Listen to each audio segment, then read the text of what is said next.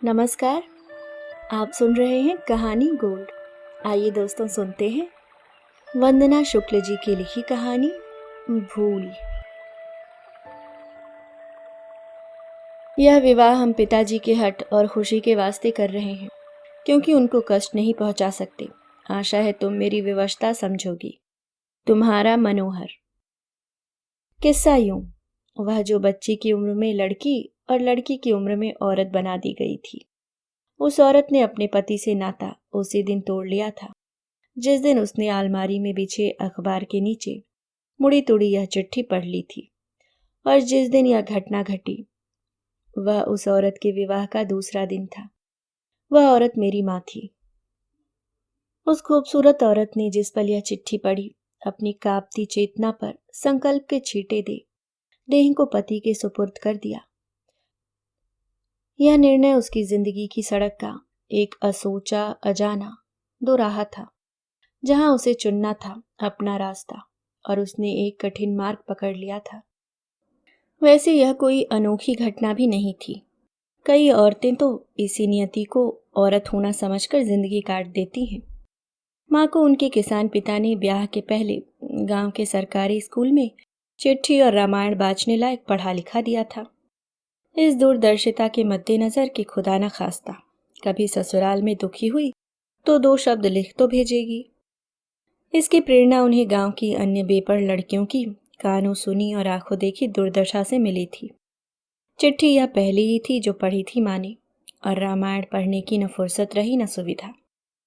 बस तब तक तो उनकी पढ़ाई लिखाई की कुल जमा यही उपयोगिता रही थी। पर बचपन में माँ को नानी ने फुर्सत के समय बगल में लिटाकर पौराणिक किस्से जरूर सुनाए होंगे, क्योंकि माँ गाहे बगाहे उन्हें बातचीत में उद्धरणों और सूक्तियों की तरह प्रस्तुत करती थी। मेरे बचपन की याद में माँ या तो काम में जुटी रहती, और जब काम से मुक्त होती तो कुछ सोचती रहती। यही सोचना उम्र दराज होने के बाद बड़बड़ाहट में तब्दील हो गया था। मुझे माँ से लिपट उनके मसालों तथा पसीने से गंधाते तथा मैली सिलवटों वाले आंचल में मुंह छुपाकर गुड़ी मुड़ी सोना अच्छा लगता था। तब माँ मेरे सिर पर हाथ फेरती हुई एक गाना गाती। उन्हें आते तो कई गाने थे और गाती भी बहुत सुरीला थी, मगर यह गीत मुझे समझ में न आते हुए भी उतना ही प्रिय था जितना उनकी बाहों के घेरे में माँ की उस खास गंध में लोटपोट होना। यह गाना मुझे रट गया था। कभी कभी मैं भी माँ के साथ पल्लू से खेलता हुआ गाता गाना था। जाया जिन केहू के दुआर मोरे बिरना, बहिना के बियहवा माँ बापू के कमहिया, माई के हथाई के कंगना बिकैल, बिक गए भौजी के हार मोरे बिरना। इसके बाद वे थोड़ी देर रुक जाती। मैं उनके रुकने के टूटने का इंतजार करता, उनकी ओर टुकुर टुकुर ताका करता, फिर गुनगुनाना शुरू करती। दूसरा बंद। तोहरे धरामा रही बे बैठी हम लुकाई, जोनो मिले रूखा सूखा तेने हम खाई, पहिना फब्बा पुरान मोरे बिरना। वे आंखें मूंद लेती। मैं उनकी बंद आंखों के पीछे से उनके दुख में झांकने की कोशिश करता। मैं बेचैनी से घिरने लगता, उन्हें कंधे से पकड़कर हिलाने लगता, और मैं जिदिया जाता। वे फिर रोती सी गाती। एक दिन के दिहा हमरो विदाई, हरे हरे बासवा के डोलिया सजाई, डोहे दिहा बन के कहार मोरे बिरना। बस अब सोए रही वो, और वे करवट बदल लेती। उसके माँ की करवट के पीछे से मैं माँ के उलझे बालों में उंगलियां फिराता रहता, उनकी बेढंगी सी गुथी उलझी चोटी को सहलाता, जब तक माँ की हल्की सिसकियों की आवाज नींद में डूब न जाती। मुझे लगता माँ गाने के बाद जिस किसी भी वजह से उदास हो जाती हूँ, लेकिन उनके बालों में उंगलियां फिराने से वे राहत महसूस करती थी। उनके महसूस करने में मेरी राहत शामिल थी। कभी कभी मैं माँ से कहता, माँ तुम्हारी शक्ल तो बिल्कुल नाना से मिलती है।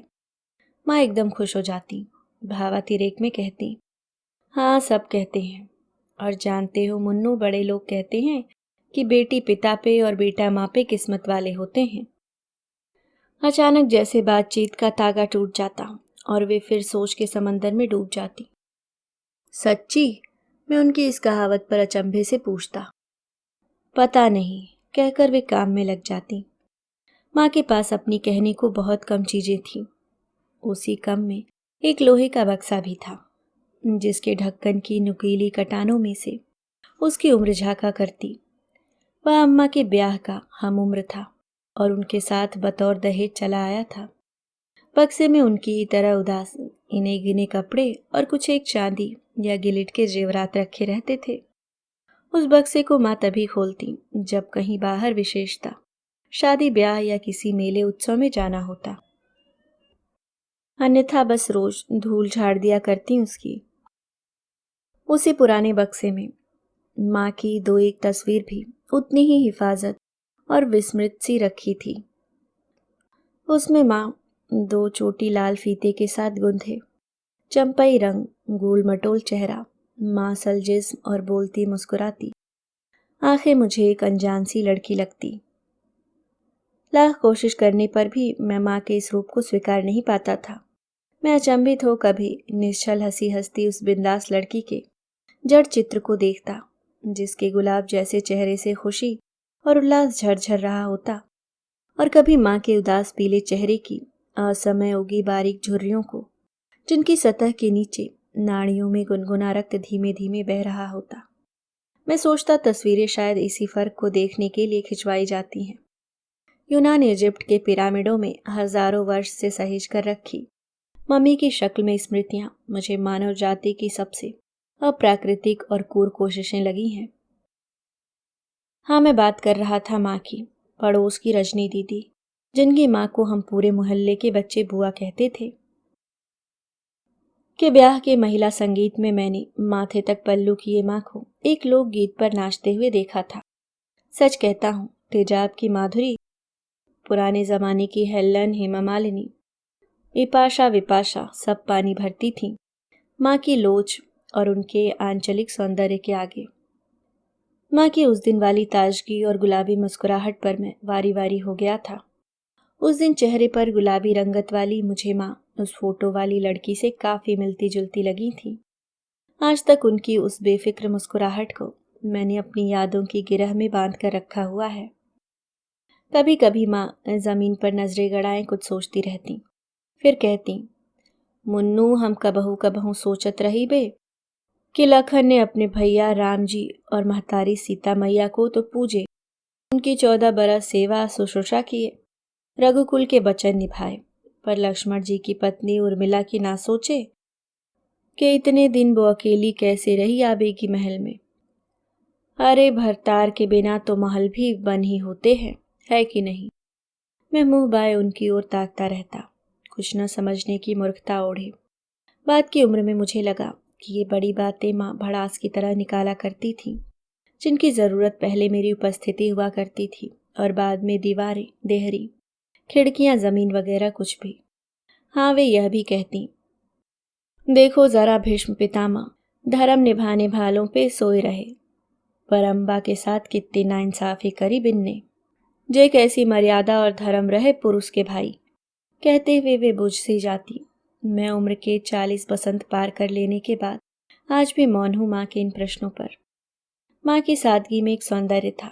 माँ शिक्षित थी पर पढ़ी लिखी नहीं। 7वीं कक्षा के बाद उन्होंने विद्यालय का मुंह नहीं देखा था, पर वे विदुषी थीं।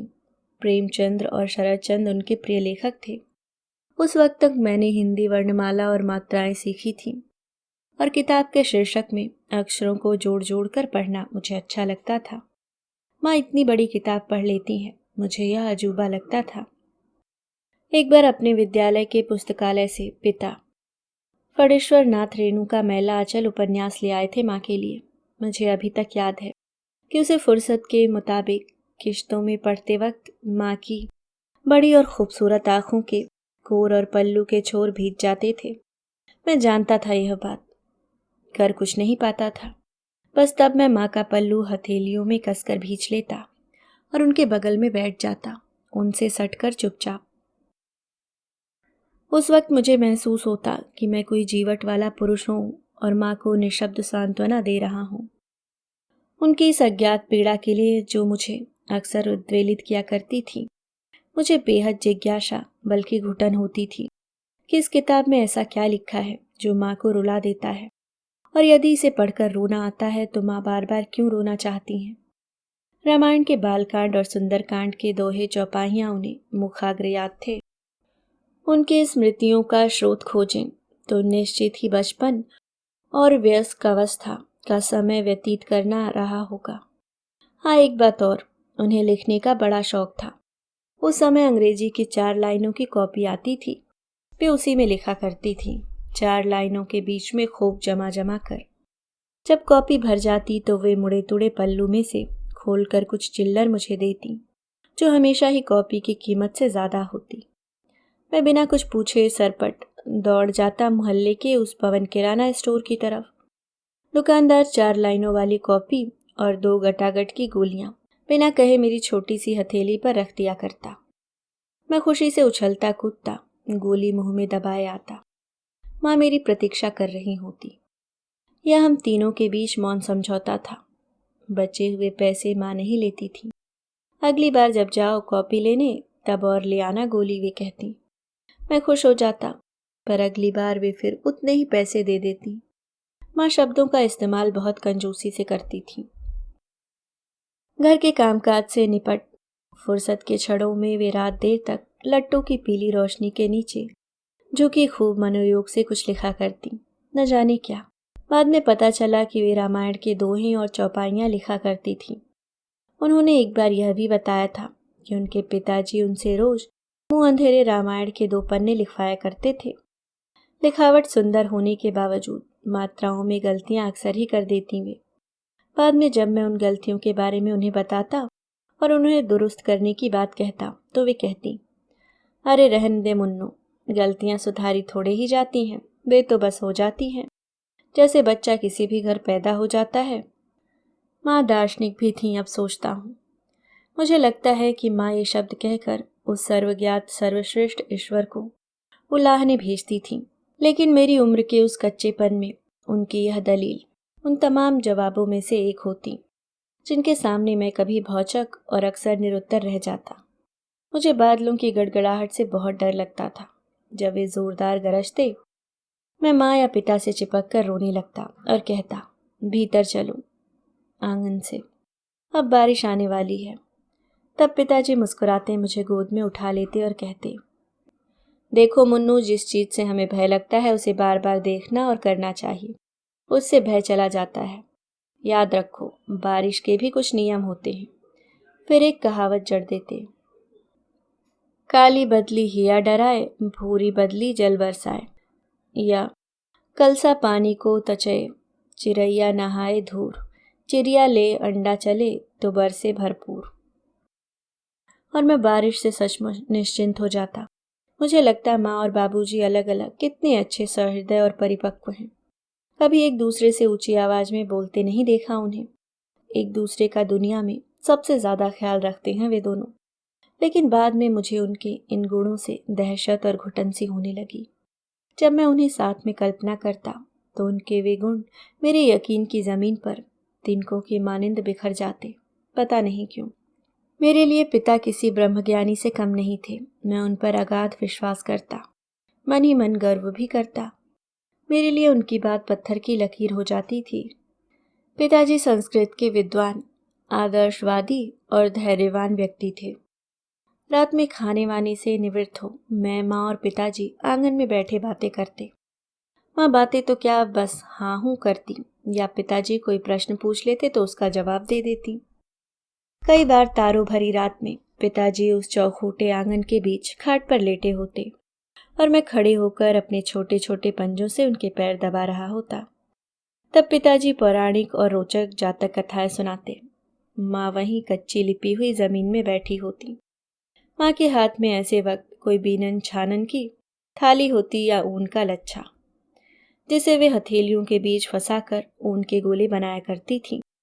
वे हमारे साथ होती हुई भी नहीं होती थी। एक दिन पिताजी बोले, विमला, वह महारानी कुंती की शिक्षाएं पुस्तक लाए थे तुम्हारे लिए, पढ़े हो? पिताजी माँ से बात करने के विषय खोजा करते और माँ उनकी हर खोज पर कोई संक्षिप्त सा जवाब दे पूर्ण विराम लगा देती। हाँ, पर ज़्यादा नहीं पढ़े अभी। माँ ने संक्षिप्त उत्तर दिया और पिताजी की ओर बिना देखे उनके गोले बनाती रहीं, जैसा वे अक्सर किया करती थीं। हम कल उलट पुलट देखे थे उसे, स्त्रियों के पढ़ने योग्य पुस्तक है वह। पिताजी बोले। एक दोहा अभी तक याद है। नमस्ते पुरुषम त्वाध्यामीश्वरम प्रकृतयः परम। अर्थात मैं उस पुरुष को नमस्कार करती हूँ जो इस भौतिक जगत से परे है, अर्थात ईश्वर परम पुरुष है, समझे? हो, अम्मा उंगलियों के इर्द गिर्द उनको लपेटते हुए बोली। माँ दोपहर को काम से निवृत्त हो रसोई की देहरी का सिराहना किए किताबें पढ़ती रहती। वहाँ खिड़की दरवाजे से हवा आती है और आंगन से उजाला भी। मैंने कई बार पिताजी के देर रात घर आने की फिक्र और प्रतीक्षा को इन्हीं किताबों के सुपुर्द करते देखा था उन्हें। हालांकि माँ ने पूरी जिंदगी पिताजी से उस चिट्ठी के बारे में कभी नहीं पूछा, लेकिन माँ को मैंने खुलकर बोलते या हंसते कभी नहीं देखा।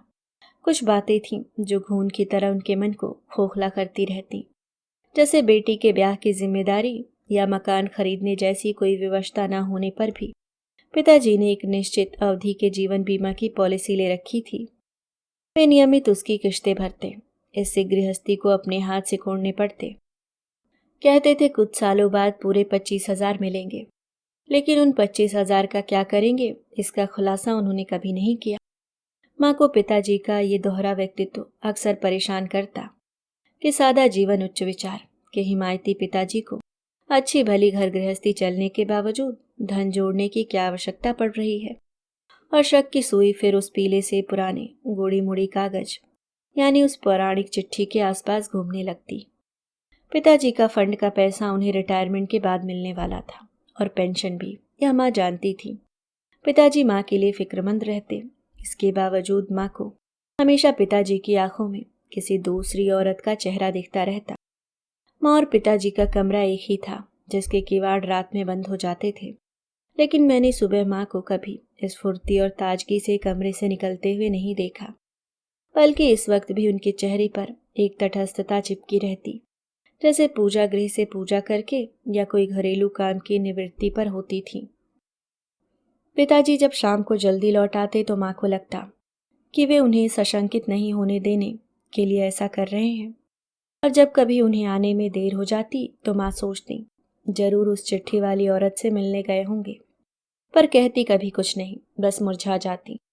माँ खाने में नमक डालना भूल जाएं तो पिताजी चुपचाप खाकर हाथ धो लेते। माँ का माथा भी दुखे तो आयुर्वेदिक दवाइयों की किताब खोलकर बैठ जाएं और बाजार से दवाई लेकर माँ को अपने हाथ से खिलाएं। माँ उनकी इस अतिरिक्त फिक्र से और अधिक कुंठा में डूब जाती। ऐसे मौकों पर छोटा सा गुड़मुड़ किया वह पुर्जा फिर किसी अग्निपुंज की भांति उनकी स्मृतियों के आकाश पर तैरने लगता। उसकी कौंध से वे बेचैन हो जाती। अरे आज तो गट्टा सब्जी बहुत उम्दा बनाए हो भाई, पिताजी माँ के निहोरे से करते। माँ बुझी सी हंस देती। माँ को लगता वह तो पता नहीं क्या क्या बना लेती होगी, कितनी पढ़ी लिखी और सुंदर होगी। मास्टर जी भी तो घने दिखनौट हैं। लेकिन ऐसी रहस्यमयी शंकाओं के बाद भी माँ को उस दूसरी औरत से न कोई ईर्ष्या भाव था और न पिता से कोई शिकायत थी।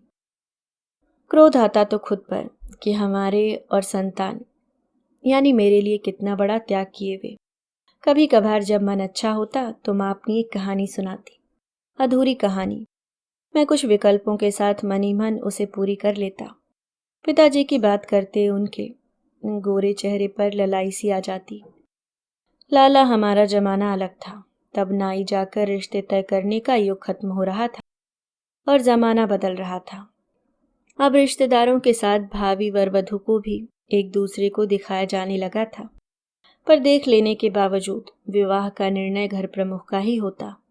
तुम्हारे दादाजी तुम्हारे बाबूजी को लेकर हमारे घर आए थे, बस हमें देखने दिखाने को। हम उन्हें पसंद आ गए थे। लौटते बखत तुम्हारे बाबूजी चुपचाप हमारी अम्मा से मांगकर हमारी तस्वीर ले गए थे। कहकर अम्मा मुंह में पल्लू देकर हंसने लगती, लेकिन हंसी उनके चेहरे पर ज्यादा देर नहीं टिकती, वे फिर उदास हो जाती। उस दिन माँ की दांत में दर्द था। माँ और पिताजी दांतों के डॉक्टर के दवा खाने पर बैठे थे। भीड़ थी सो वहीं बेंच पर बैठ गए दोनों। तभी एक 18-19 बरस की लड़की आई और उसने पिताजी के पैर छू लिए। अरे फूलो बिटिया, कैसी हो? क्या बताएं, आ नहीं पाए तुम्हारे ब्याह में, जरा फंस गए थे काम में। पिताजी की आंखों में चमक थी। कोई बात नहीं बाबूजी, आपका आशीर्वाद तो हमेशा से ही हमारे साथ। आपने मदद ना की होती तो नहीं तो हमारा ब्याह होता। अरे नहीं नहीं भाई, करने धरने वाला तो सब वो ऊपर वाला है। पिताजी ने आसमान की ओर देखते हुए कहा। हम तो बस जरिया हैं। और सावित्री कैसी है? अम्मा ठीक हैं, बस थोड़ा मोतियाबिंद हो गया है आंखों में, दिखता कम है। हाँ हाँ, बढ़ती उम्र के रोग हैं, सब ठीक है बिटिया, खुश रहो। माँ की चुप्पी की नदी में सैकड़ों आशंकाओं की नौकाएं उतरने डूबने लगी। अपना रक्त तो अपना ही होता है, उन्होंने ये भी सोचा। जैसे रहस्य का कोई छोर ढूंढ लिया था उन्होंने। जब लड़की पिताजी के दोबारा पैर छूकर चली गई तो पिता ने बताया कि ये सावित्री की बिटिया फूलो है। सावित्री गांव में हमारी लड़कपन की साथी थी, पास ही में रहती थी।